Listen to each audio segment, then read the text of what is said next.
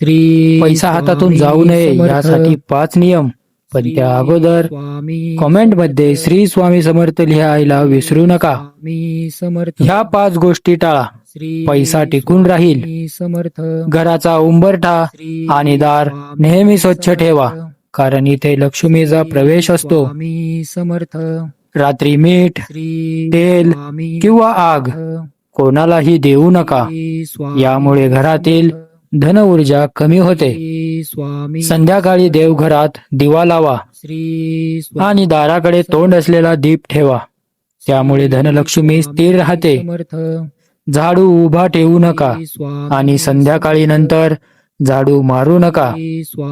हे लक्ष्मीचं प्रतीक मानलं जातं. रोज कावळ्यांना अन्न द्या आणि पाण्याचा तांब्या ठेवा. याने पितर प्रसन्न होतात आणि घरात समृद्धी वाढते. या 5 साध्या पण आध्यात्मिक नियमाचं पालन केल्यास लक्ष्मी तुमच्या घरात कायम वास करेल. श्री स्वामी समर्थ कॉमेंट मध्ये नक्की लिहा. सबस्क्राईब करायला विसरू नका. श्री स्वामी समर्थ.